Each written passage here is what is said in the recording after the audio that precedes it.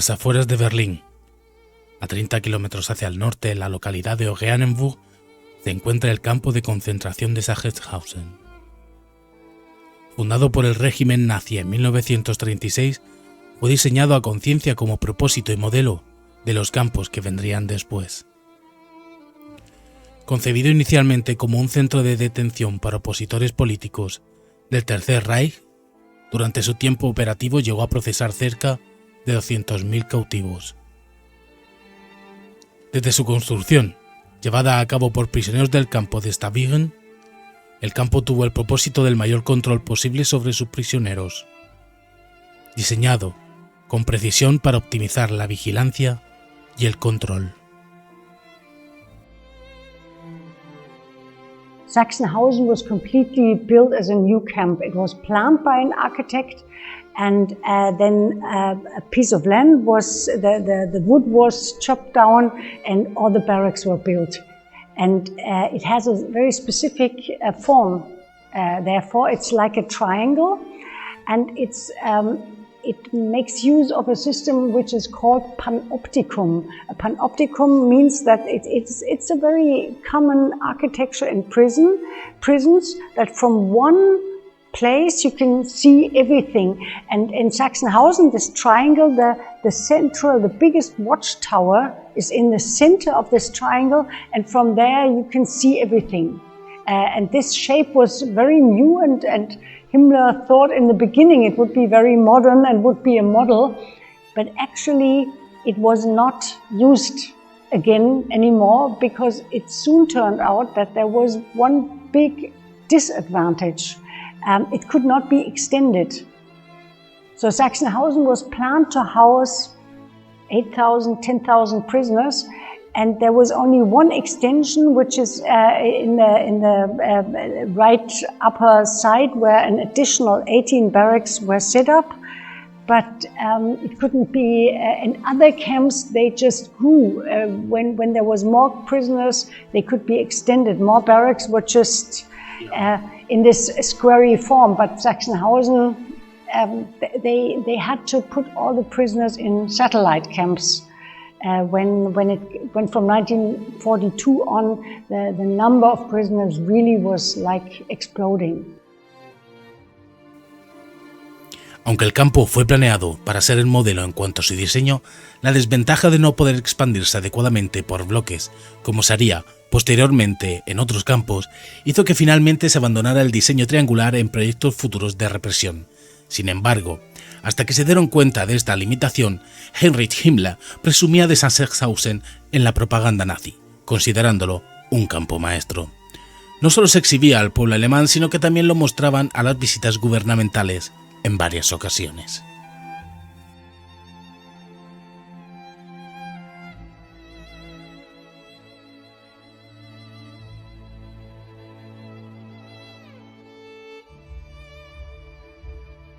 Mucho antes del inicio de la segunda fase de la persecución de exiliados españoles, una delegación española de la Delegación General de Seguridad visitó el campo de concentración de Sachsenhausen a finales de agosto de 1940.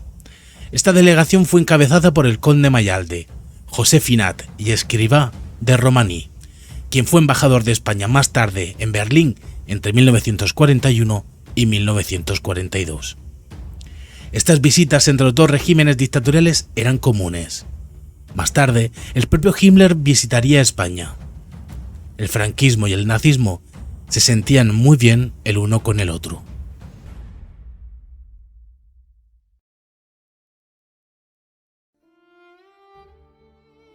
I guess it is both reasons. On the one hand, that they wanted to see it, and on the other hand, that Himmler wanted to show it. I guess it's both. This Spanish committee with Mayalde, this official guy who was joining it, was not the only group that visited Sachsenhausen. Many, especially on the one hand, allies there was a Japanese group, there were Italian groups, there were quite many groups visiting Sachsenhausen, especially in the time between 1939 till 1941. and they always were shown. It was not just allies who they were shown how do the Germans deal with their political enemies, but also people from neutral countries, Swedish journalists, an Australian broadcast journalist. So many visited Sachsenhausen. You wouldn't believe it. Even a Swiss was a neutral state like Sweden, a Swiss police president. And I guess they wanted to see how they managed to suppress the political resistance. They wanted to learn, see what they. But interestingly, this. Because you said they couldn't show a gas chamber, they couldn't show a crematorium. They could show a crematorium, by the way, because from January 1940 on, there was the first crematorium in Sachsenhausen. It was a small crematorium, only one oven. But here it was not on the site of the station Z, where it was later, but it was on a different location, but there was a first crematorium. And this is interesting because till the beginning of the war, the Sachsenhausen concentration camp, the SS, actually did not need a crematorium here because the number of deaths was relatively small compared to later, and it was possible they were bringing the corpses to a Berlin crematorium. And the number of corpses was small enough not to raise any questions. Why do you always bring so many corpses? What happens in this camp? Why do so many people die here? In January 1940, there was an order by Himmler that all the concentration camps were to have an own crematorium now. And this shows that from the beginning of the war, suddenly, the living conditions were sharpened in the camp much. The food rations were cut. Many new prisoners were stuck in. It was very narrow in the barracks. And then the speed was risen. Formerly, the prisoners were walking and working, and then they all had to do it double speed while eating half the food. And this, of course, brings that many more prisoners die. And so it was necessary for the concentration camp to have an own crematorium. So they could have shown the crematorium here. But they usually showed they were playing like a theater here. They were showing the best barracks, of course. They did not show the crowded barracks with the Polish prisoners or the antisocial prisoners or the homosexual prisoners. They showed the good barracks of the German political prisoners or criminals. And they showed the kitchen and they told how good the food was. So when you visited this camp, because in sometimes we were able to collect reports of the visitors. And they told us what they were shown. And even the Swiss police president, they gave the impression that it was hard but a fair treatment the prisoners received. So I guess perhaps towards their Spanish Falange colleagues, they were a little bit more open, but still, it was not the reality that was shown, which was the life in the camp. Como dice la historiadora Astrid Leith, ambos regímenes tenían interés en compartir cómo tratarían a sus opositores. Esta visita de la delegación española se da en un momento en el que aún no hay españoles en el campo de Sachsenhausen. Para ello, habría que esperar hasta junio de 1941, casi un año después de la visita franquista al campo.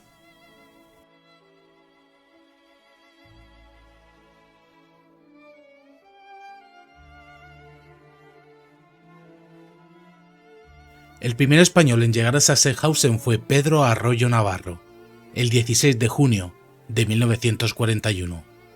Poco después llegaron otros 6 españoles en un cargamento, posiblemente vinculados a un sabotaje en una empresa maderera. Aunque no se conocen sus nombres, los testimonios indican que uno de ellos se llamaba Alonso, quien a pesar de ser manco, sobrevivió al menos hasta 1943. La historiadora Astrid Leith ofrece algunas pistas sobre él. We unfortunately don't know anything about it. Our problem is that when the SS evacuated the camp in 1945, they destroyed almost all the records. So what we have left is this daily reports of the newly incoming prisoners and the prisoners who left the camp, usually because they were dead or because they were transported to another camp. So we just know his name, but we can imagine, because he comes in so early 1940, that he is one of these Spaniards that was, they all were Spanish Republicans who fled to France after Franco won in the Civil War, and many of them, like the Spaniards, they more or less, not really deliberately, but they joined the French army because this gave them the chance to stay and to I don't know, have a house and be able to care for their family. And after the Germans occupied France and there was this peace treaty done, all these the people that were caught prisoners of war, they were set free, the French, but not the Spaniards. And I guess that Alonso was one of the men who had been fighting in the French troops, who was sent to Sachsenhausen. But actually, we don't really, unfortunately, don't know much. I guess he might have survived because we don't have the Spaniards who arrive in a bigger group in 1943. They mention him. They mention him that they met him. So in 1943, he still lived. So maybe he survived.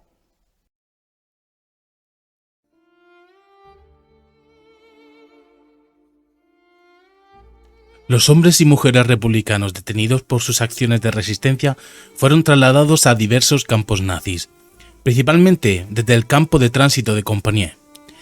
Estos convoyes incluían prisioneros de varias nacionalidades, especialmente franceses, belgas y holandeses. Los españoles, identificados ya con el triángulo rojo de prisionero político y una S en el centro, fueron deportados en 3 convoyes hacia Sachsenhausen, con un total de 66 españoles entre los 3.448 deportados. El convoy más numeroso con españoles llegó el 25 de enero de 1943, transportando a 52 de ellos. El resto llegarían de otros campos de concentración nazis. Gracias a los testimonios de los supervivientes conocemos las penurias sufridas durante este viaje. Estábamos ahí metidos y teníamos frío y sed y hambre y los nervios se apoderaban poco a poco de nosotros. Nos faltaba espacio para poder descansar tendidos.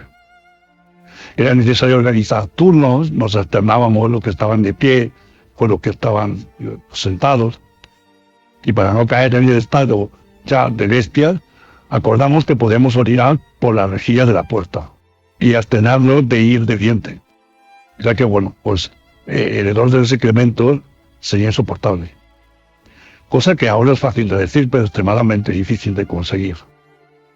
No obstante, con muchas penas y tremendas dificultades, acompañadas de muchísimas disputas y auténticas broncas, llegamos a respetar el acordado. Y el precio a pagar era según las condiciones físicas de cada uno. Y fueron durísimas. Para mí fue horriblemente penoso. Y es que hacía 15 meses que me habían operado de peritonitis y los intestinos me habían quedado pues bastante delicados. Era un convoy impresionante. Éramos unos 2.000 prisioneros. La mayoría eran franceses y muchísimos polacos y españoles. Desde la estación de Compiegne hasta la estación fuimos cantando canciones revolucionarias y patrióticas. En cada vagón íbamos 70, 80 presos, con una gran lata en medio para hacernos tan necesidades. Y a veces de noche los excrementos se caían y caían en la cara de los que estaban pues acostados más cerca del retrete colectivo. Poco a poco, convoyes de trenes traían más españoles y alguna española. Es difícil determinar el número final de españoles que llegarían al campo debido a la cantidad de documentación que quemaron los alemanes.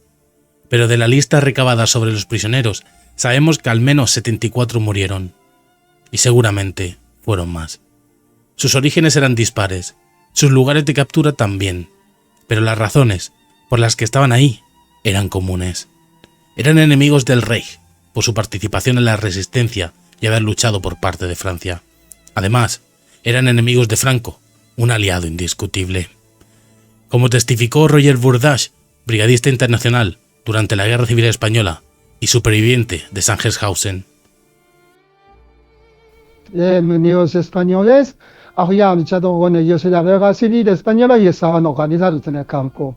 Ellos me cuidaban, por ejemplo, en sus barajas cuando íbamos a trabajar, podíamos dejar los platos y las cucharas allí, ya que nos había permitido llevar objetos personales al trabajo. Nadie robaba y sabían que algo tan importante como una cuchara, que marcaba la diferencia entre vivir o morir, estaba seguro con ellos. Una vez me casi iba a poner la detrás en la plaza de recuento, 24 horas de pie, y cuando volví a la barraca estaba prácticamente muerto. Los españoles me habían preparado la cama con abundante paja, una taza de sopa y un menudo de pan, a saber de dónde lo habían sacado.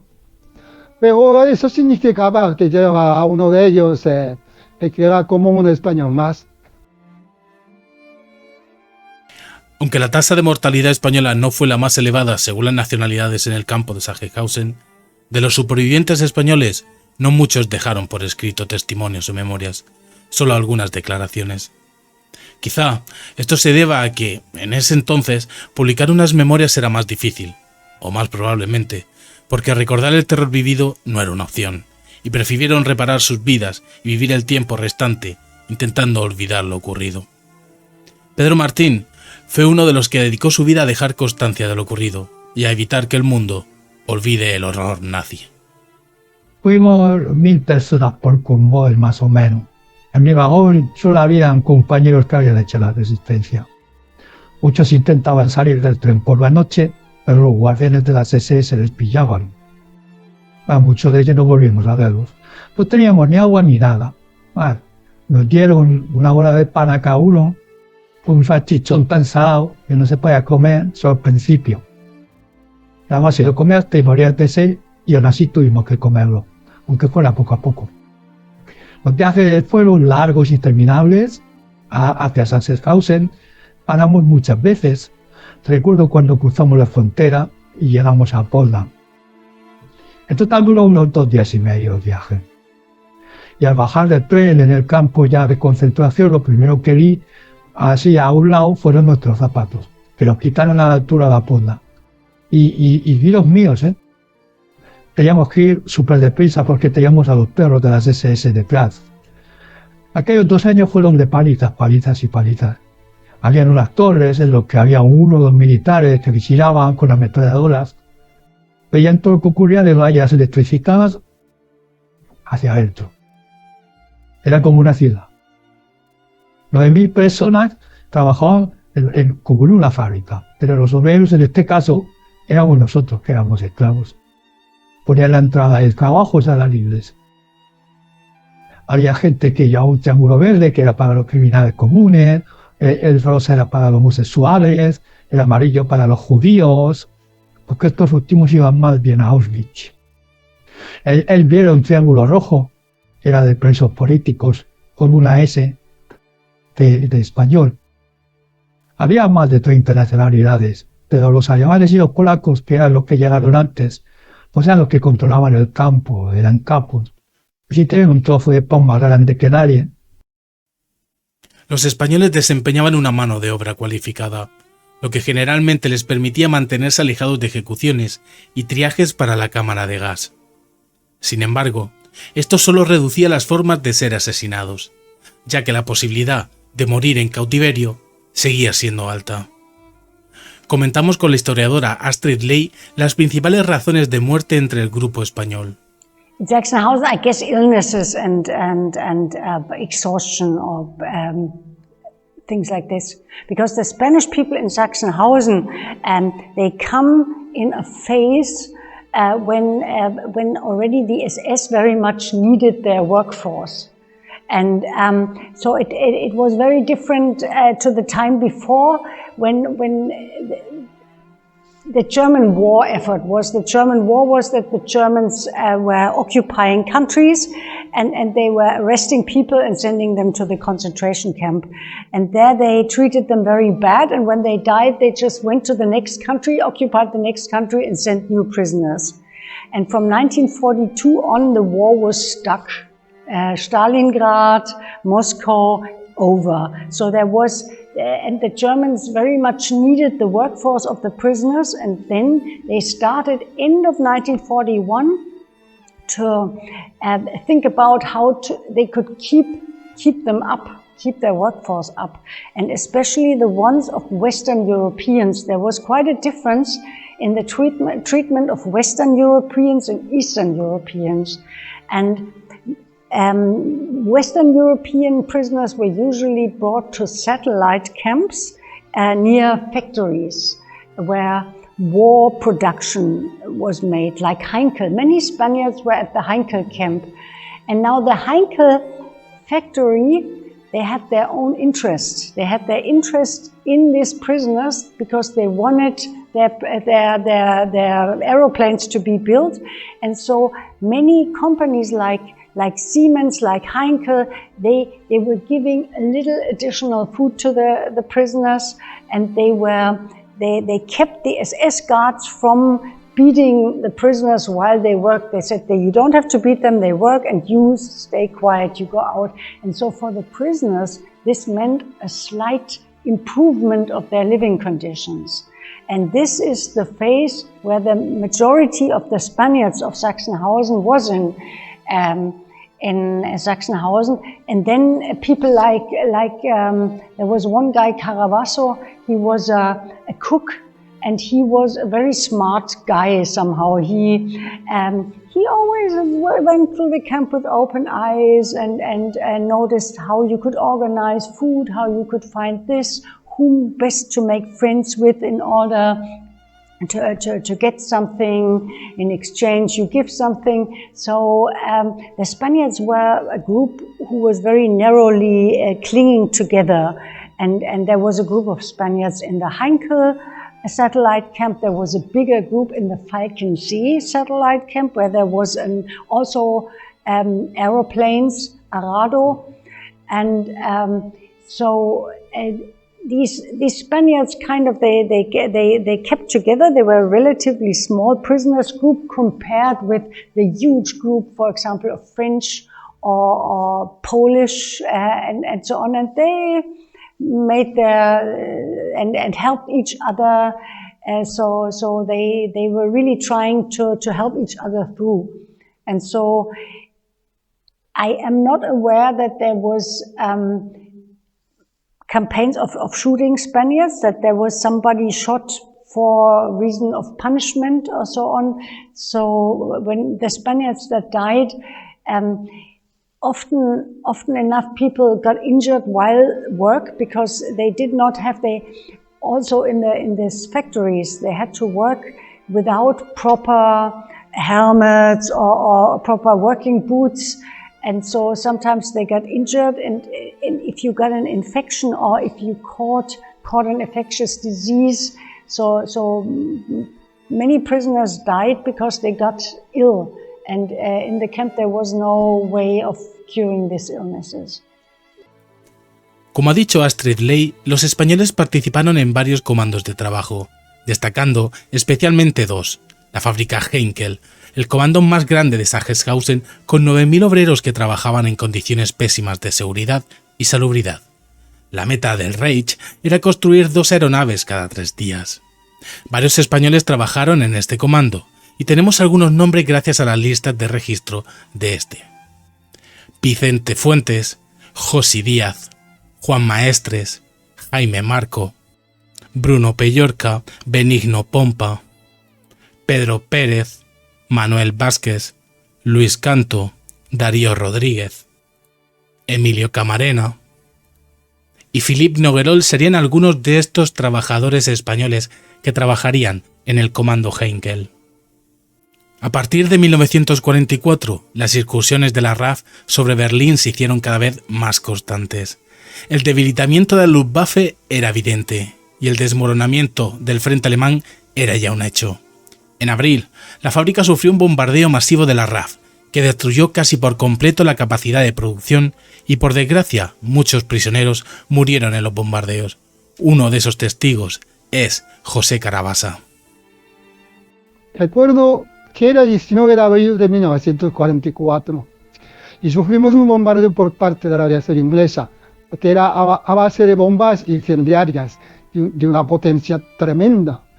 Y nosotros estábamos escondidos en los sótanos de la cocina, porque yo era cocinero, y nos sacó una viga de hielo que paró el golpe, que si no, nos quedamos enterrados allí para siempre. Pero antes del bombardeo, la vida tampoco era mejor en la fábrica. Como testimonio, tenemos el de Felipe Noguerol. Un grupo importante fue destinado a la fábrica de aviones de Seinkel, entre, más o menos 8.000 prisioneros empleados en ella, de los cuales 41 éramos españoles. Por eso le llamaban el Comando Heinkel, aunque en realidad era un auténtico campo anexo. Se trabajaba día y noche y el ritmo de producción era agotador. Esto, añadido a la pésima comida que nos daban y a los malos tratos recibidos, y sin olvidar las epidemias que se declararon en el comando, sobre todo el tifus y la disentería, que ocasionó una gran cantidad de muertes. El otro comando a destacar sería uno de los peores comandos de Sachsenhausen. Era la fábrica de ladrillos de Klinkerwerk. En verano de 1938, las SS construyeron a 2 kilómetros una enorme fábrica de ladrillos, cerca del campo, para así cubrir la demanda de la capital soñada por Hitler, con una producción prevista de 150 millones de unidades anuales. Los prisioneros, incluidos muchos homosexuales, trabajaban en condiciones extremadamente duras, sin medidas de seguridad, lo que causaba frecuentes accidentes graves. Los heridos eran llevados de vuelta al campo y a menudo ejecutados allí.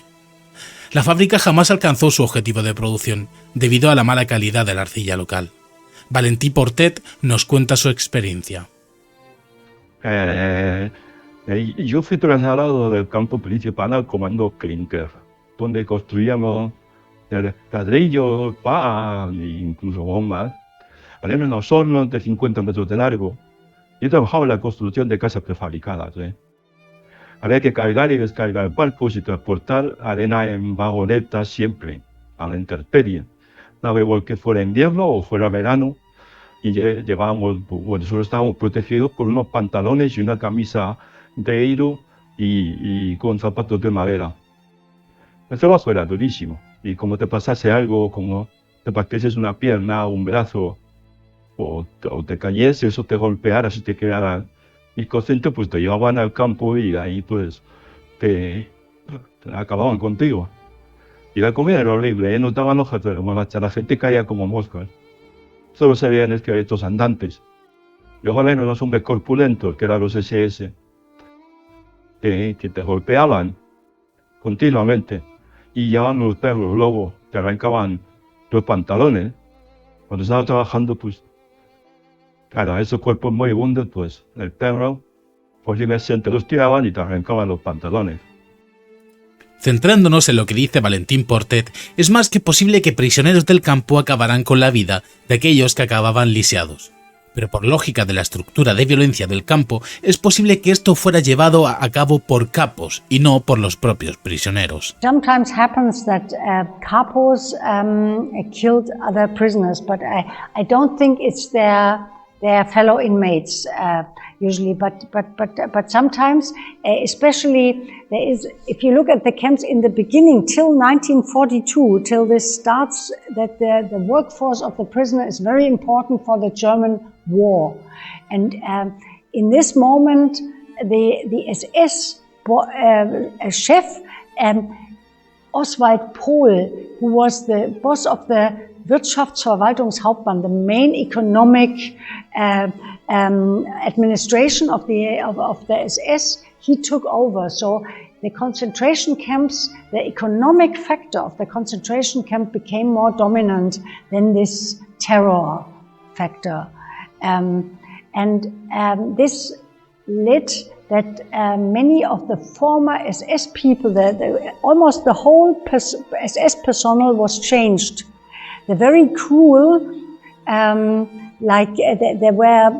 were SS men who thought of incredible cruelties, how they could kill people. These people were sent to other places, were sent to the front, put away, and people who were more like in a rational cruelty, that you exploit the workforce of a person till he died, but always with the aim to squeeze as much profit out of a person which is possible. And this meant that it was forbidden. Suddenly there was a SS regulation who said you cannot beat a prisoner yourself. You have to, if the prisoner disobeyed an order, the SS men had to apply at the camp commandant and said, I want to punish this man because he hasn't done this and this and this and this wrong. So a form had been written, and the camp commander had to say, yes, 25 beats on the block is the punishment. And this led to something that some of the SS men who were not allowed to be cruel themselves, they kind of put it on, they found helpers. And some of these capos who were in a privileged position and who led a relatively good life, they were, like the SS said, I don't want to see this guy tonight anymore. So there were people like the homosexuals, the Jews, they were the Sinti and Roma. These were the groups mainly sent to the brickworks company, where they had this hard work, and it often happened that SS men said, I don't want to see this guy here tonight anymore. And there's many testimonies about this. And so in many cases, the capo finished the problem. In some cases, they tried to, the capos tried to put so much emotional or psychological pressure on the people. They made a thing, this cord, and they put it on the bed of the prisoner when he came home. It was in the barrack, it was on his bed. And they did it every day, and they did it so long till the prisoner was running in the electric fence. So, yeah. I once looked at there was one thing, it was called sports. The SS, if they wanted to mistreat the prisoners, they said, today is sports. And these prisoners had to jump and run till the complete exhaustion. It was terrible. Mainly elderly, mainly physically disabled people had to jump, lay down, get up, lay down, get up, till they passed out. Terrible. And this sports from 1942 on, I read all the testimonies that were on this phenomenon of sports, and which were on the time after 1942. And if you look at it, it is always the sport was made by capos, was led by capos. It is never an SS man anymore. So the violence with this 1942 change, the violence in the camp did not stop. It was just applied by different people. Los españoles también tenían que lidiar con la presión de acabar en la Estación Z, un complejo dedicado a la ejecución de prisioneros. Se dice que el nombre viene debido a que la puerta de entrada al complejo era la denominada Puerta A, y cuya salida era la chimenea, la Z. Esta Estación Z era un complejo de exterminio construido anexo al campo, cuyos medios de exterminio variaban según el tiempo. Antes del otoño de 1943, los presos eran fusilados por diversos motivos, como sabotaje, intentos de fuga, robos o similares. Para ello, eran llevados a la rampa, donde estaba el muro de fusilamiento.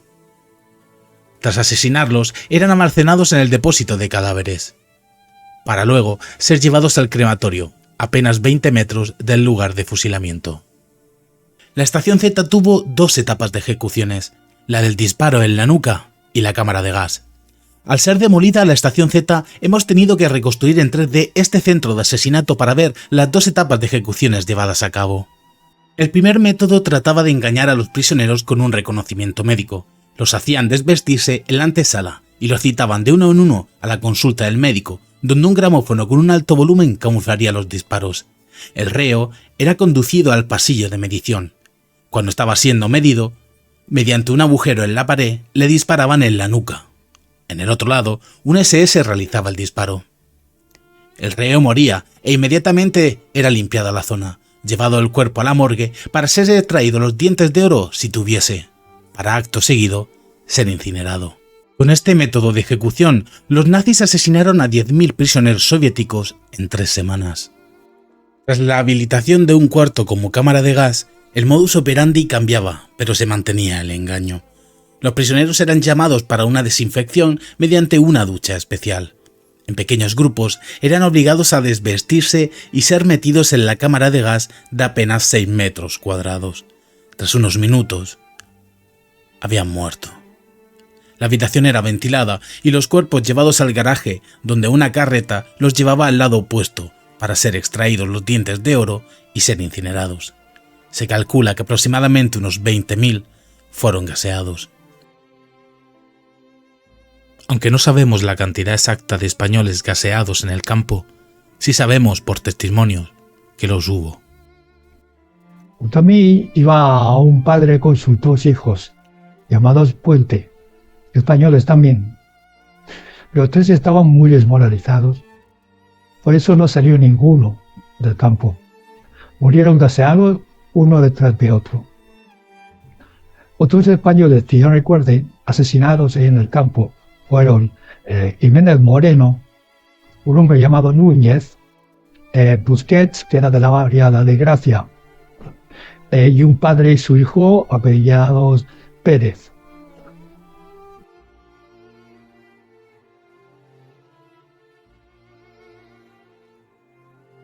Con estos datos y gracias a los archivos hemos podido ponerle nombre a parte de ellos.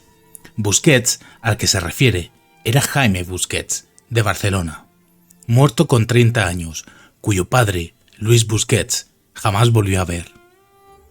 Otro de los identificados era Núñez, de nombre Jesús, asesinado con 50 años. Jesús estaba casado con Luisa Martínez, de 48 años, y era padre de Sara, de 19 años. Por lo que podemos ver, la familia se había exiliado a Burdeos. También hemos podido poner nombre a la familia Puente, una familia que emigró a Francia y afrancesó los nombres. El padre, François o Francisco Puente, y sus hijos, Marcos o Maros y Francisco o François Puente Izaguirre.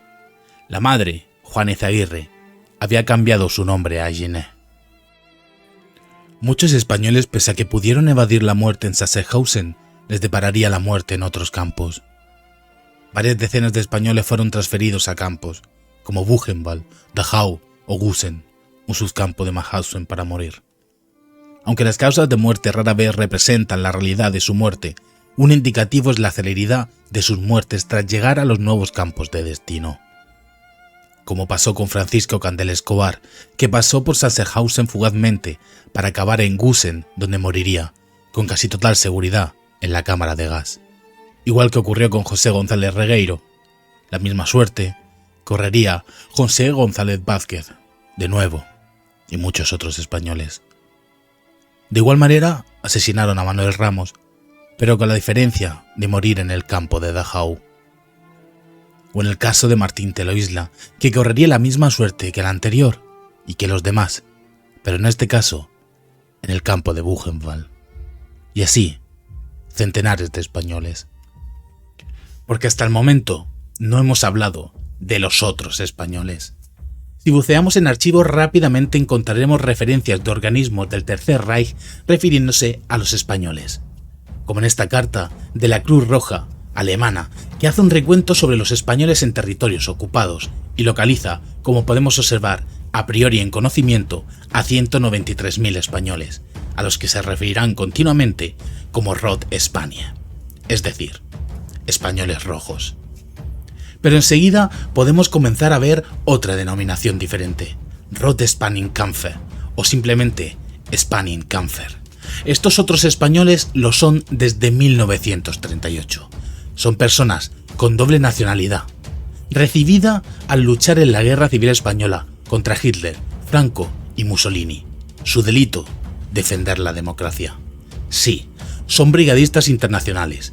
Aunque en Sachsenhausen mayoritariamente aparecen alemanes, cualquiera que fuera descubierto como antiguo brigadista sería marcado como Spanienkampfer y pasaría a ser el objetivo del Reich.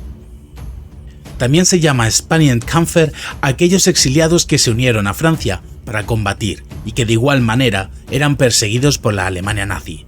Como podemos observar, aunque pocos, este listado de españoles denominados Spanienkampfer van a ser transferidos desde Sachsenhausen a Dachau y Buchenwald. Curiosamente, del listado, solo sobreviviría uno de ellos, Ángel Conde Gulieres.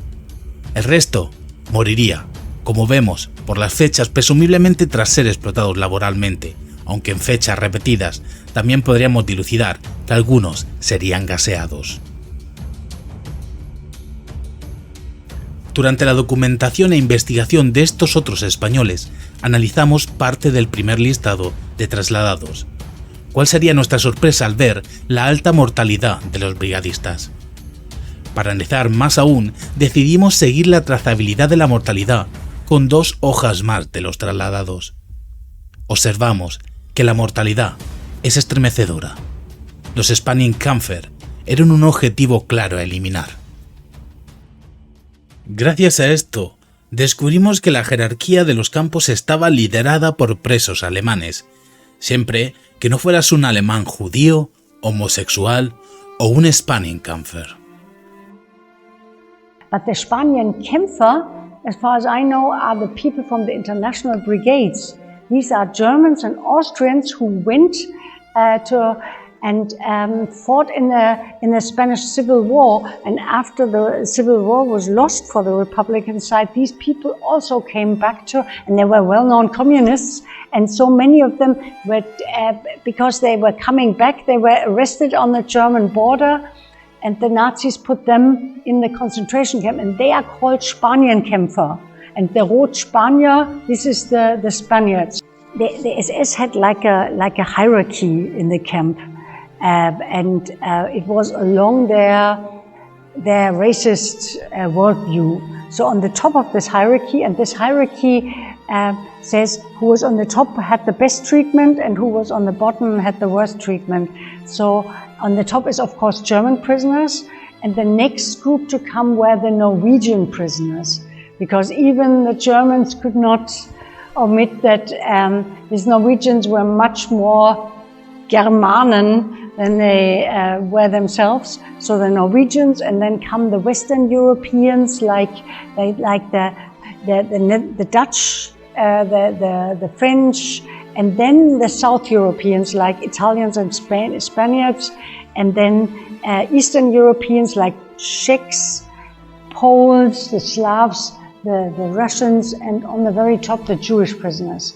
So they were in the middle, and so they were treated better than many prisoners, but also worse than others.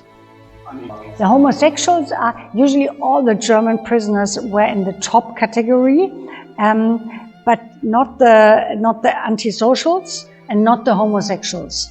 So these two groups were also quite down. The homosexuals very down, almost like the Jews, and the antisocials were like the Poles. Vicente Puentes, Mariano Casa, Manuel Vázquez, José González, Manuel Ramos, Luis Díaz, Paco Gandel, Enrique Sansón, Manuel Tejada y decenas de españoles pasaron por Sachsenhausen. Por la documentación solo podemos imaginar, estremecidos, cuál fueron sus destinos. Algunos liberados, otros marcados en su tarjeta con una gran X, nos dice que murieron, gaseados, apaleados o abandonados. De ellos, solo estos documentos nos dejan ver su paso por el campo. Sin embargo, unos pocos decidieron escribir sus memorias, sus experiencias y sus vivencias, y la de otros españoles en el campo.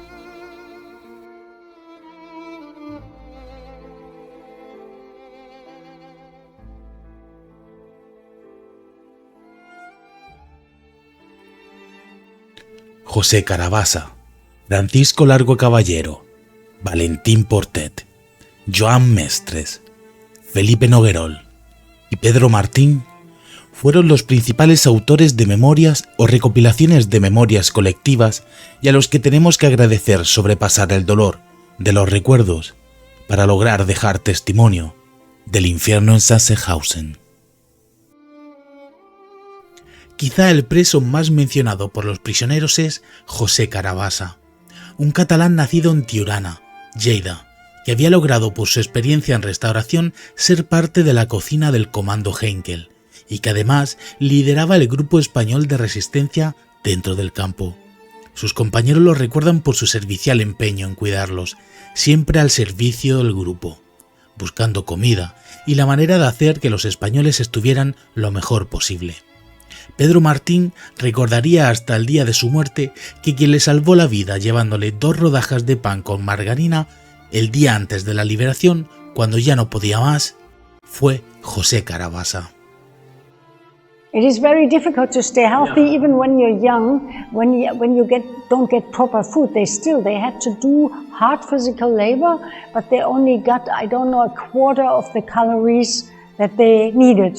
And even somebody like Caravaggio, who was always finding a way, getting additional food, helping his friends.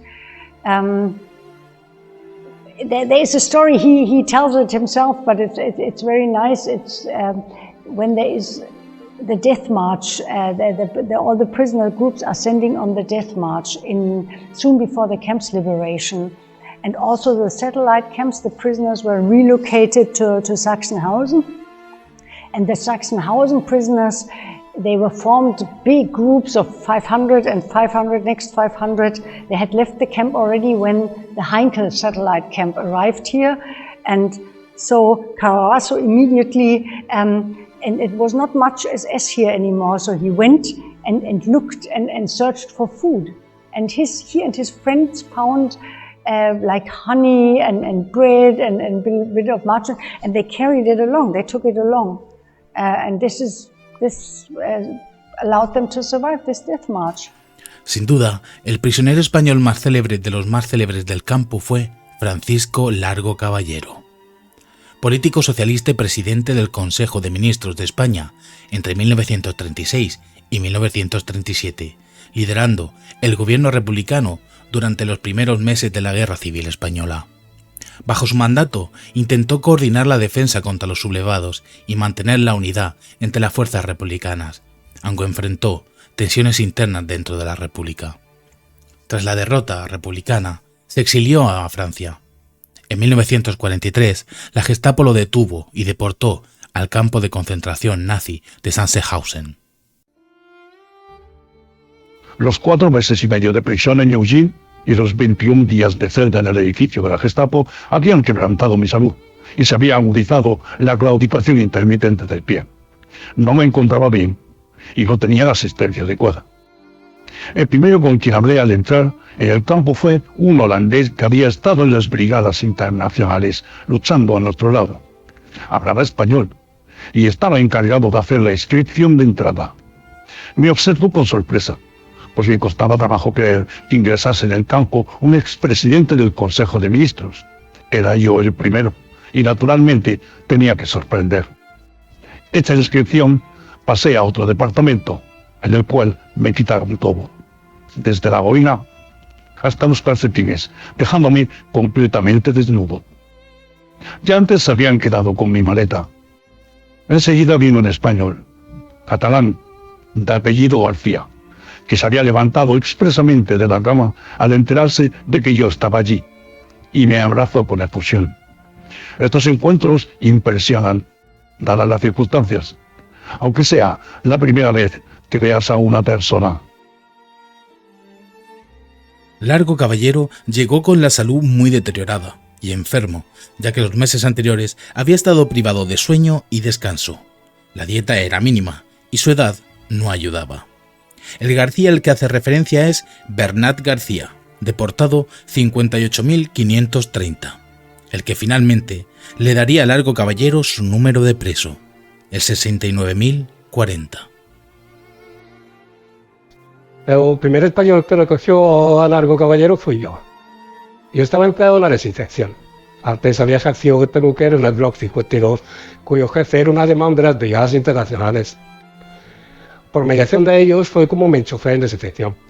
Largo Caballero venía destinado a la enfermería por el José del Campo, en la Ciudad, o un excomandante de la Legión Cóndor, como un trato de favor. Pero al viejo luchador socialista venía muy enfermo, ya que lo asestado con padres y ruido lo habían trastado bastante, y de no ser por los médicos deportados que se desvivieron por resucitarlo, Largo Caballero no lo cuenta.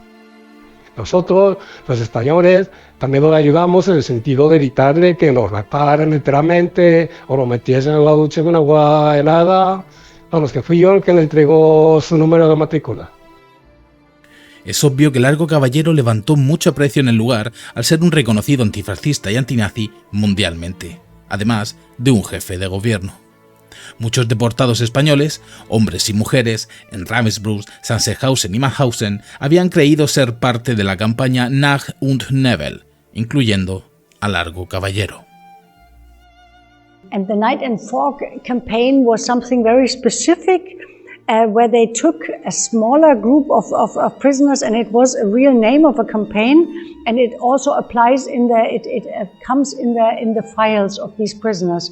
And they were usually, these were people who were sentenced as political opponents by a court in the country, and then they were to serve the sentence brought to a German prison. And from this German prison, they were brought to a concentration camp. And the reason, the Night and Fog thing was that their families did not hear where they were. And now I think that in the camp, the Spanish prisoners heard about this, because Night and Fog prisoners were not allowed to write letters to their family, of course. And so the prisoners knew about this.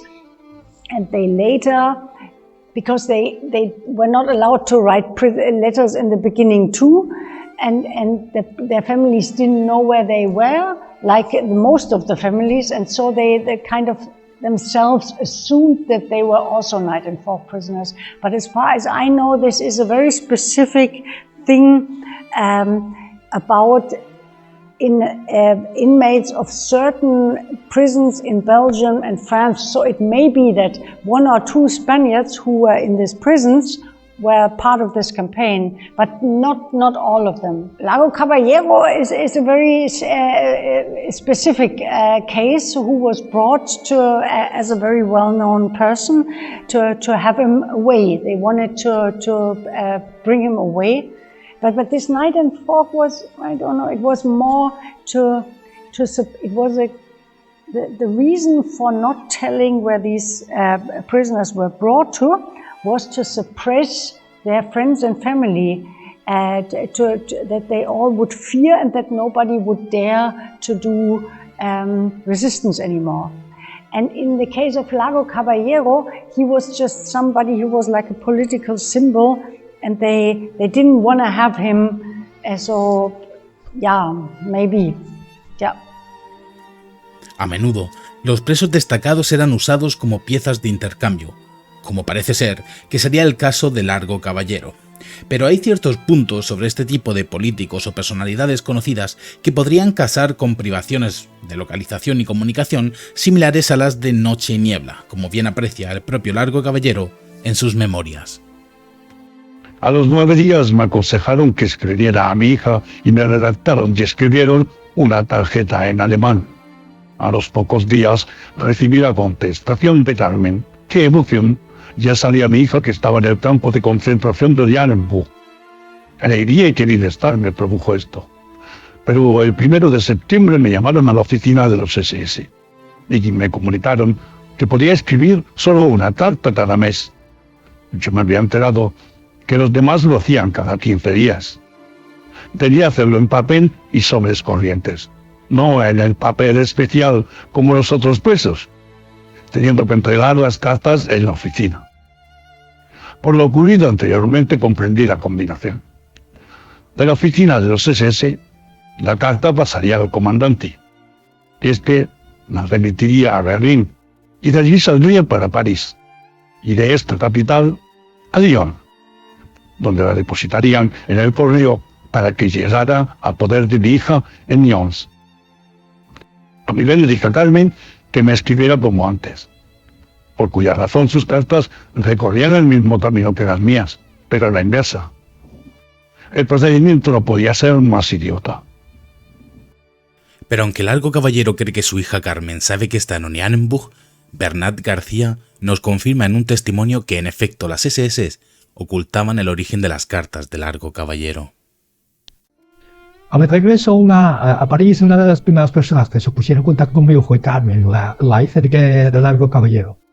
El antiguo presidente del Consejo de Ministros cursaba las cartas a sus familiares por medio de la Gestapo. Y así la hija creía que su padre seguía la cárcel de Lyon, en régimen incomunicado. Fui yo que, pretextando que Carmen era mi novia, conseguí contactar con ella, hacerle saber que su padre, el abuelo lo llamábamos, se encontraba en el campo de Sachsenhausen-Oranienburg. Fueron o prisionero Nacht-Nebel o Noche y Niebla, parece que el envío de las cartas de Largo Caballero deben pasar por muchos lugares y diferencias a las cartas de los demás, lo que hace que puedan cambiar el origen de la carta para que crean que está transferido. Esto cumpliría la premisa de deslocalización del deportado. Y aunque simplemente fuera para evitar que se supiera que alguien de su envergadura política estaba en el campo o simplemente censura o curiosidad de las SS sobre el contenido de la correspondencia, lo que es innegable es que tuvo un trato especial o diferente respecto a sus compatriotas, aunque igualmente duro, a sus 74 años de edad. Todo lo que sabemos sobre Valentí Portet Oriol es gracias a la investigación de su bisnieta Esther Turu. Valentí nació en 1910 en Roda de Ter, en Odona. Luchó en la Guerra Civil Española, casi en su totalidad en el frente de Madrid. Tras el colapso republicano, Valentí se exilió a Francia, donde fue internado en diferentes campos franceses, como Barcarès, Saint-Cébrián-de-Rosselló y Rivesaltes, y se vio obligado a trabajar en un régimen semiesclavista. Cuando Francia cayó en manos de los alemanes, no mejoró su condición, ya que fue transportado en el tren al campo de concentración de Neuengamme, y posteriormente fue enviado a Sachsenhausen, donde lo colocaron en el comando Klinkenberg, uno de los peores, donde sufrió unas condiciones infrahumanas, trabajando con homosexuales y judíos, que eran la base de la jerarquía nazi, que veía morir diariamente. Alimentado a base de nabos crudos y agua sucia, llegó en pocas semanas al peso de 40 kilos. Lo que se sabe de su paso por el campo son unos papeles custodiados hoy día por el Museu Memorial del Exili en la Junquera. Pero entre otros papeles podemos apreciar una foto tras la liberación, presumiblemente hecha por Valentí, donde aparecen 3 españoles. Bernat García, ese catalán que le dio la matrícula a Largo Caballero, que también dejó una ligera memoria escrita. Francisco Cuni, el español más joven en Sachsenhausen, con 18 años recién cumplidos, asistente en el comando Heinkel. Y José Carabasa, al que todos recordarán el resto de su vida por su incansable lucha por mantener a todos los españoles vivos. En el dorso de la fotografía pone: falta Largo Caballero.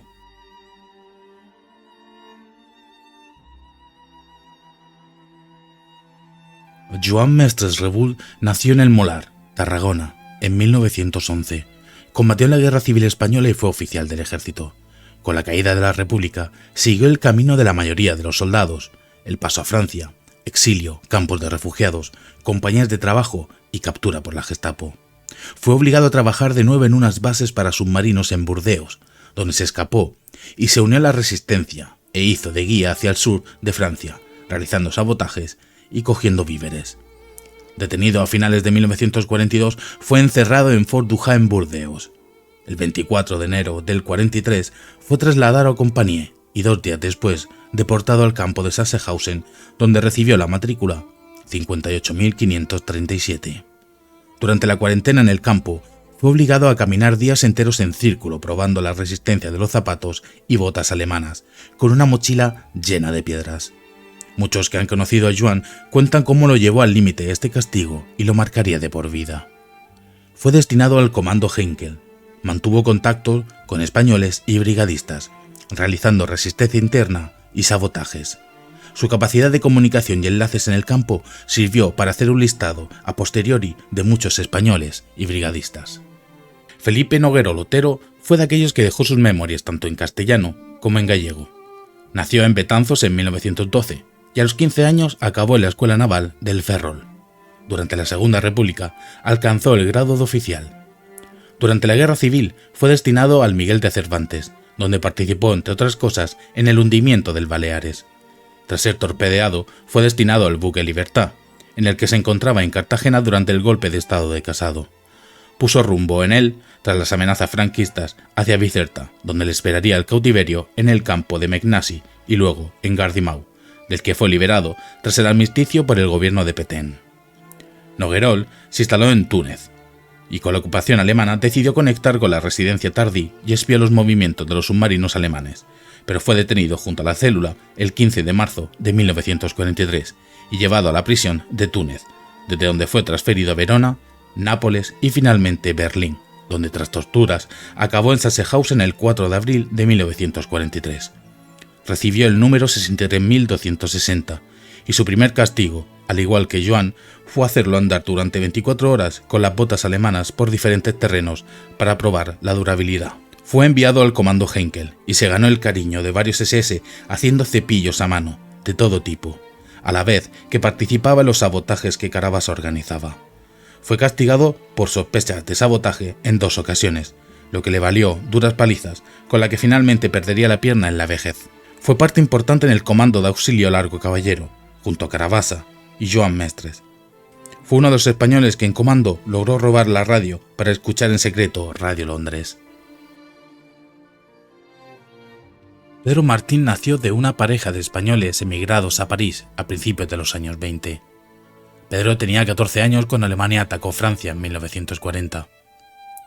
Estando joven, jugando con su primo mayor Julio, equivocó su mochila.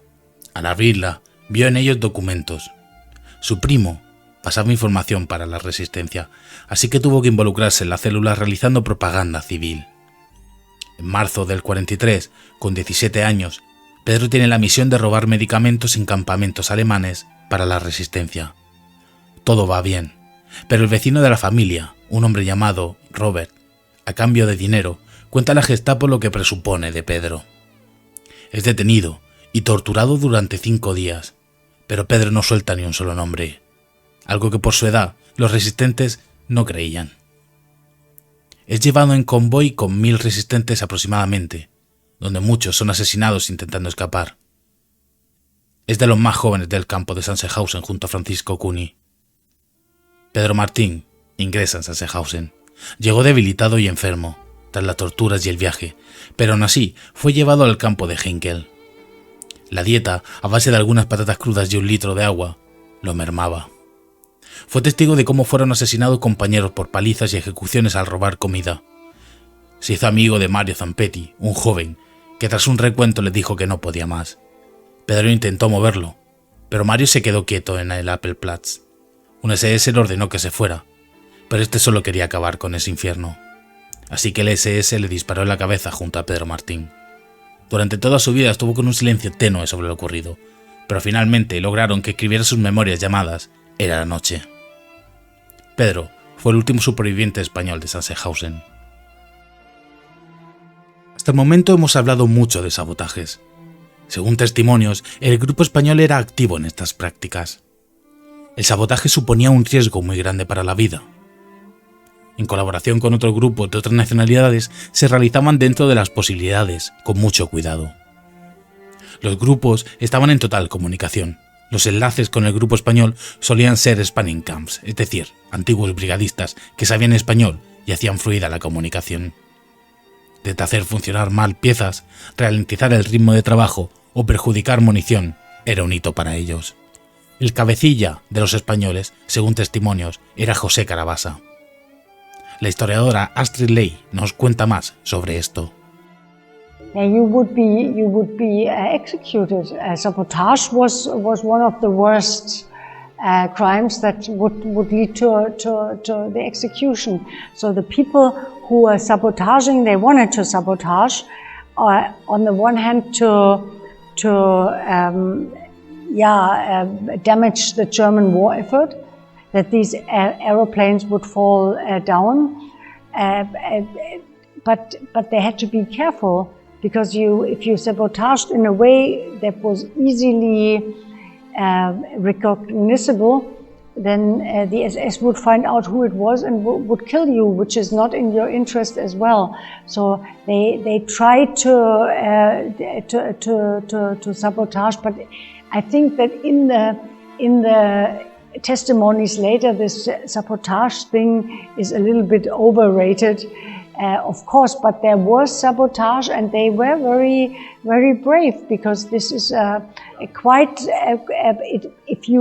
they catch you, if they find out, if somebody looks in it and does a test after you finished your work, and they see that you have cut the cable and it cannot work, then you will be killed.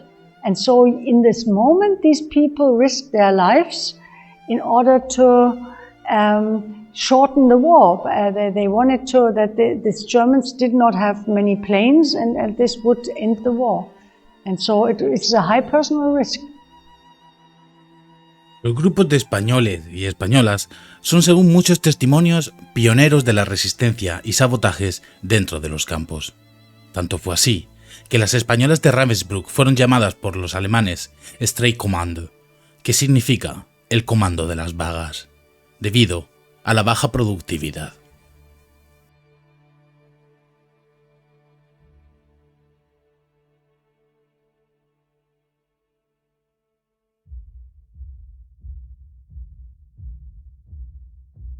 El fin se acerca. Los soviéticos están en Berlín. Los combates se escuchan desde el campo y corren rumores de todo tipo sobre el destino de los deportados. Los alemanes dan orden de formar a todos aquellos que puedan caminar. Y apresuradamente, muchos son gaseados, otros ejecutados. Y algunos se quedan en la enfermería con el miedo de que un SS entre y los ejecute. Los SS forman grupos y los ponen a andar. Van a ir hacia el norte. Corre el rumor de que el objetivo es subirlos a barcos mercantes en Hamburgo y hundir mar adentro los buques para hacer una masacre general. A los internos los informan de que serán reubicados en campos cerca de Hamburgo. Las reglas son claras. Andarán hasta que los SS digan. Si alguien no puede seguir el ritmo, será despiadadamente ejecutado con un tiro y quedará inerte en la carrera. Todos los campos realizan marchas de la muerte. Sachsenhausen en Oranienburg y los comandos dependientes viajarán hasta Weging. Los comandos se irán moviendo por las principales vías, pasando por incontables localidades por oleadas, a la vista de todos. El propósito es almacenarlos por el momento en los campos de concentración de Neuengamme y Wevelgem, cerca de Hamburgo. En total, aproximadamente 175 kilómetros a pie, que deben afrontar personas desnutridas, malheridas, en pésimas condiciones, a un ritmo impuesto, custodiados por SS con armas y perros. Los SS tienen prisa, ven como el frente se acerca y la velocidad no es la adecuada, y cunde la anarquía. Los disparos son indiscriminados, los SS se emborrachan. Incluso hay testimonios en Ravensbrück que dicen que SS masculinos y femeninos fornican por el bosque. En la columna de Sachsenhausen comienza una matanza, de las más grandes de las marchas de la muerte. Van dejando un reguero de muertos que no tiene sentido. Por las noches, en los bosques, el alcohol, el miedo, el odio y las armas dejan cientos de muertos. Según las investigaciones posteriores, por localidades podemos ver en qué punto los SS comienzan las matanzas. Entre el día 22 y 23 de abril de 1945, en Gupen, los SS asesinan a 90 prisioneros. Pero llegan a Belov, donde los alemanes ponen a descansar a los deportados, exhaustos, en un bosque. en el que entre el 28 y el 29 de abril asesinan a 132 presos. En total, ya llevarían 258. Esta marcha de Oranienburg ya está con casi 1.500 deportados menos de los que salieron, entre fugados y asesinados. En un momento dado, los SS desaparecen. Pero algunas veces los SS se escondían y a quien intentaban evadirse les disparaban. Pero esta vez sí se han ido. Han desertado, y los deportados andan sin saber si volverán. El día 2 de mayo son interceptados por el ejército americano. Una investigación posterior recupera los cuerpos e identificaría a varios de ellos, pero la mayoría sería imposible.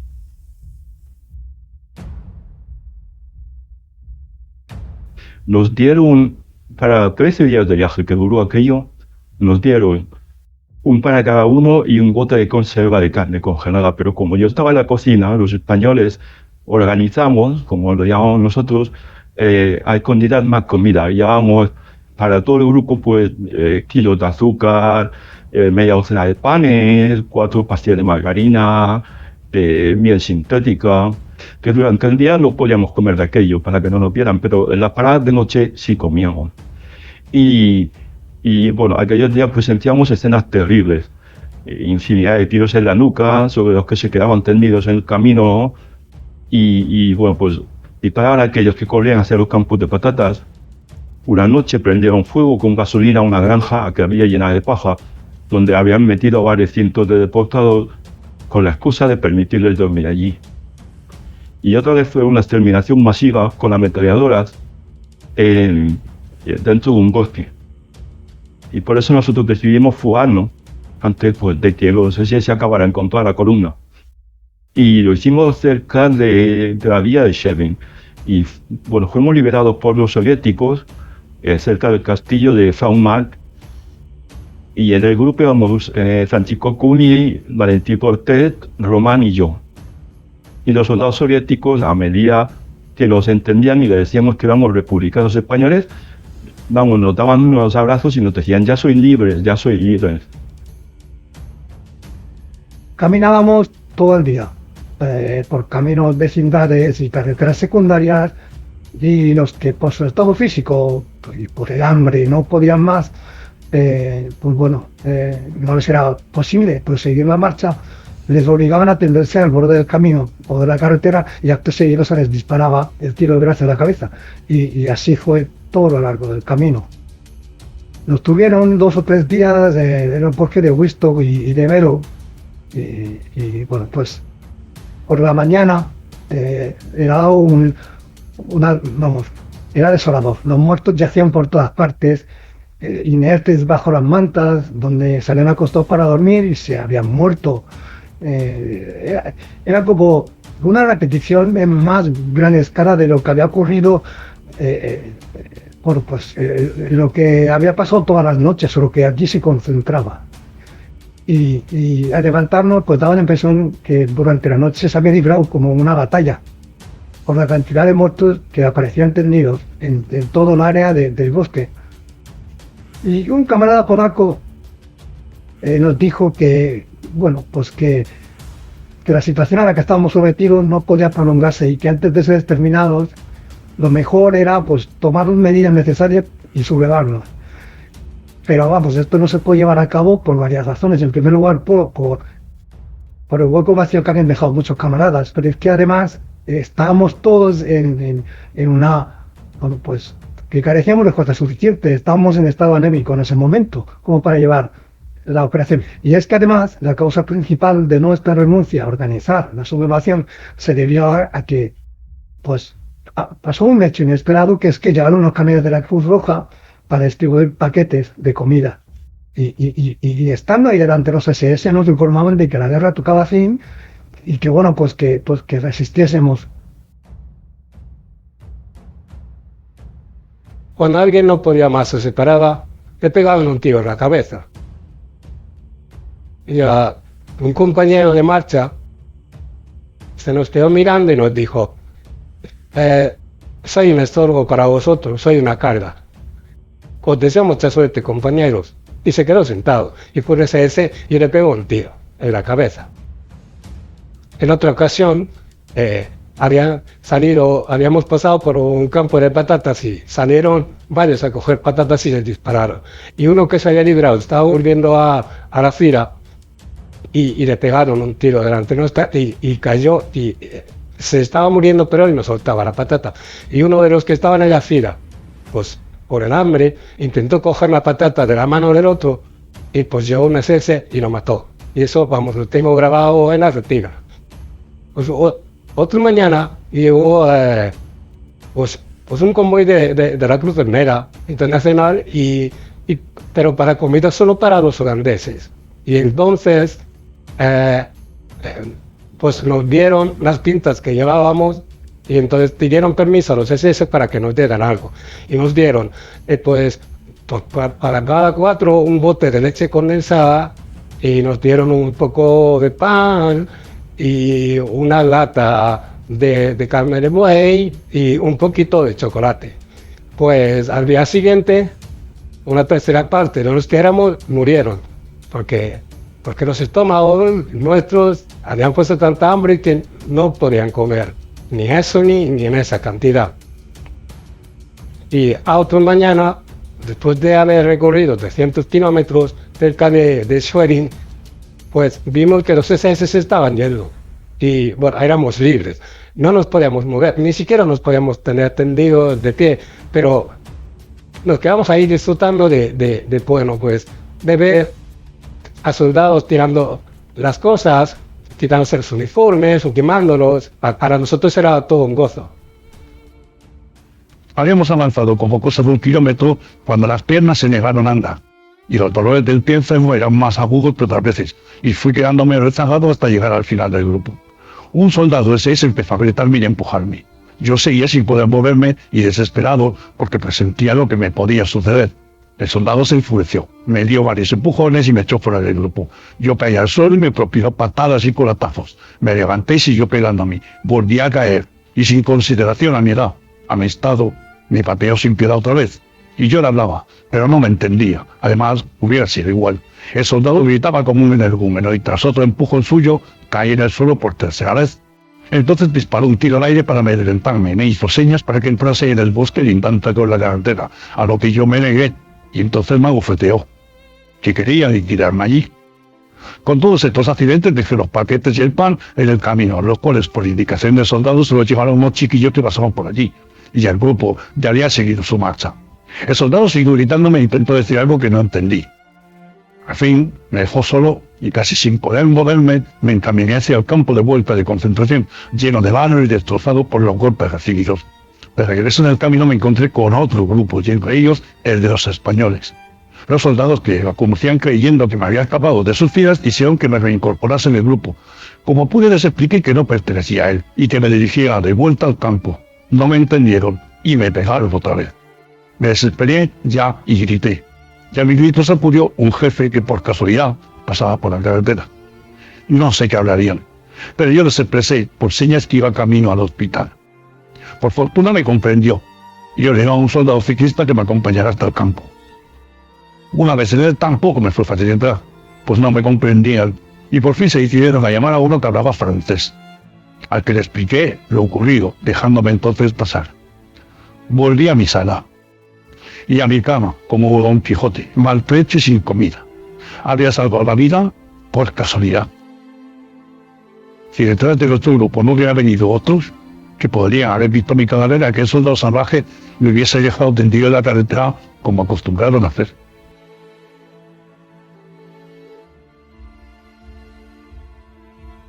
Tras la liberación, los aliados no tardaron en acusar e investigar a los culpables de aquellos campos que habían liberado. La justicia soviética llevó a juicio a 16 miembros por los crímenes de Sachsenhausen, entre ellos 2 capos. Este juicio sería el principal del campo y se realizó en Berlín, pero la realidad es que hasta el año 2001 la justicia de diferentes países ha juzgado y condenado a diferentes SS y capos responsables de los crímenes y matanzas del campo de Sachsenhausen. Para la suerte de los acusados, la Unión Soviética había abolido la pena de muerte en mayo de 1947. Los juicios se realizarían entre octubre y noviembre, dada la cantidad de pruebas y testimonios. El juicio fue bastante rápido. Las condenas fueron las siguientes. Anton Keindl, el último comandante de Sachsenhausen, condenado a cadena perpetua, murió en 1948 en el Gulag de Vorkuta. Heinz Buchene, médico del campo, confesó ser culpable de 8.000 ejecuciones, condenado a cadena perpetua, de la cual cumplió 25 años de trabajo forzados en minas. Fue liberado en 1956 tras la amnistía de presos alemanes y murió en 2001. August Jen, subcomandante del campo, acusado de cientos de asesinatos, fue condenado a cadena perpetua, amnistiado en 1956 y luego detenido nuevamente en 1960 por la Alemania Federal. Cumplió prisión hasta 1970 y murió en 1982. Karl Sander era capo en el campo y participó en varias ejecuciones. Fue condenado a 15 años de prisión en un gulag. Gustav Soge, encargado de uno de los subcampos de Sachsenhausen, acusado de ejecuciones a 10.000 soviéticos, fue condenado a cadena perpetua y liberado en 1956, pero vuelto a juzgado en Cracovia por 67 asesinatos. Murió en prisión en 1978. Horst Hempel, jefe de batallón, acusado de 10.000 ejecuciones a los soviéticos, fue condenado a cadena perpetua y amnistiado en 1956. Murió en 1990 en Düsseldorf. Ludwig Gen, encargado de condiciones laborales en varios campos, incluido Sachsenhausen, fue condenado a cadena perpetua y amnistiado en 1956. Tuvo la osadía de pedir una compensación económica por el encarcelamiento en el Gulag de Vorkuta. Se lo concedieron. Paul Sapolsky, capo en el campo, participó en varias ejecuciones, fue condenado a cadena perpetua y liberado en 1970. Cambió su nombre y murió en 2006. Ernst Breitscheid, condenado a 15 años de prisión. No era del partido nazi ni de las SS, era zapatero, y fue quien ideó las botas y las pruebas para probarlas en el campo.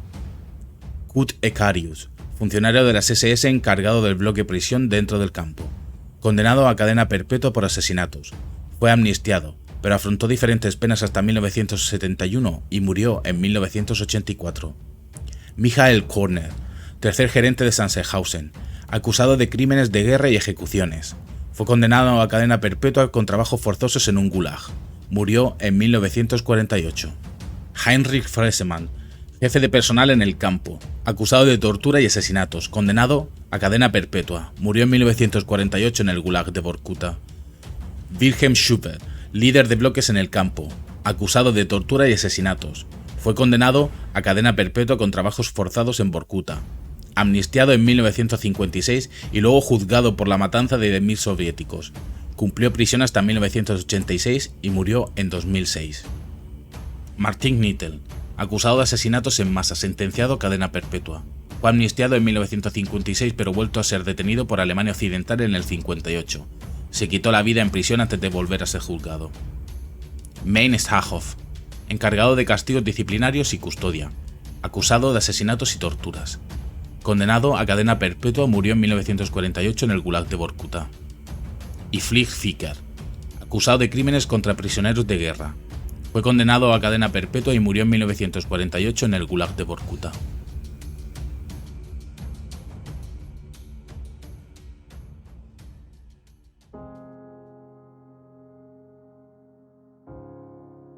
La pregunta que la sociedad se plantea hoy en día es clara. ¿Fueron estas condenas justas para las víctimas? La justicia contra los responsables de los campos de concentración siempre ha estado marcada por la sombra de la Guerra Fría. Tras la liberación, los españoles que habían sido prisioneros enfrentaron distintos destinos. La mayoría continuó una lucha vitalicia. No podían regresar a España, ya que Franco seguía en el poder, y con él se desvanecía toda esperanza de que los aliados derrocaran al dictador. Para las potencias aliadas, la importancia estratégica de la península ibérica prevalecía sobre la dignidad de los asesinados, que seguían aumentando en España en ese momento. Muchos de estos españoles se establecieron en Francia, donde intentaron reconstruir sus vidas. Algunos murieron en silencio, pocas semanas, meses o años después de la liberación, debido al precario estado de salud en el que se encontraban. Además, España soportó una dictadura de 40 años y una transición marcada por el silencio. Hablar sobre estos hechos era considerado reabrir heridas, lo que condenó a estos hombres y mujeres al olvido. Eran los olvidados de los olvidados. Nunca se le ha dignificado, recordado ni homenajeado como merecen. Increíblemente, aún hoy, La mayoría de la sociedad española desconoce que hubo españoles en campos de concentración, y quienes lo saben a menudo ignoran que más allá de Mauthausen, muchos también estuvieron prisioneros en otros campos.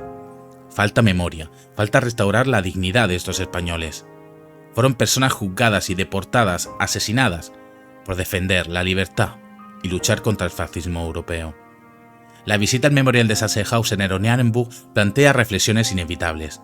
Al llegar, tras bajar del autobús y caminar apenas 10 minutos hasta la entrada del campo, uno comprende que su existencia no podía pasar desapercibida. Esto nos lleva a cuestionarnos. ¿Eran los aliados plenamente conscientes de lo que ocurría en estos lugares? Actually, this triangle form was recognized from above, and there was often, and we have many testimonies that in front of each brigade of aeroplanes with bombs, there were some super Aufklärer, how do you call it, some planes who were looking, and they recognized what it was, and they marked it that they shouldn't shoot here. And but there was one attack on the Auer, which was also a factory in Oranienburg with a satellite camp for gas masks, and 350 female prisoners died in this attack. Then the brickworks was hit, but the camp itself was never hit, because it was known by the Allies that this triangle is here, and Oranienburg is one of the places of which with the most attacks in Germany, because all these aeroplanes, they were coming towards Berlin, and I think that many of the aeroplanes, they were quite heavy because they had many bombs on them, and so they dropped some bombs before, because the pilots, they were also afraid, and the lower they are, the easier they are to be hit by the German flak. So many of them dropped already here in Oranienburg some of their bombs, in order to be a little bit not so heavy when they went over Berlin. In some cases, they didn't know, it's not yet Berlin, so they dropped. So Oranienburg was really bombed, but this triangle never was. En 1941, los rumores ya eran más que evidentes en la población europea, pero no se conocía la magnitud de los crímenes que ocurrían. En 1942, la inteligencia británica ya disponía de información al respecto sobre Auschwitz. Posiblemente te estés preguntando, ¿qué sabían los alemanes de los campos? Y en concreto, ¿sabían los habitantes de Oranienburg de la existencia del campo y de lo que aquí ocurría? Yeah, you couldn't live in Oranienburg at that time without knowing what was going on here. But what level of knowledge? Yeah, the level was that they knew that there is a concentration camp, and the Nazis made no secret out of this. The Nazis were reporting in the newspaper about the existence of concentration camp, because this was also always a means to say, look where you are going to end up. It is you force the rest of the society to behave like you want them to behave, by showing them what happens to the ones who are political opponents, who don't work. So the Nazis did not make any secret out of the existence of concentration camps, but they of course did not tell them that these people were living here under terrible conditions, that there was murder and mass murder. But still in Oranienburg, these chimneys, when they were shooting the Soviet prisoners of war in 1941, 10 weeks, all day and night this chimney was going. If you live here, what do you think?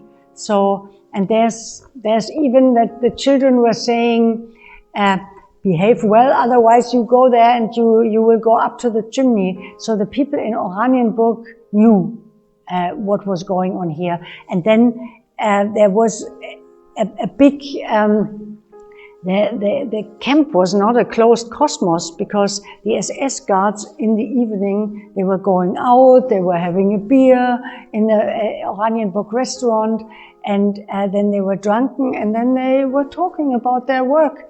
For the Oranienburg people, it was the camp was an economical factor.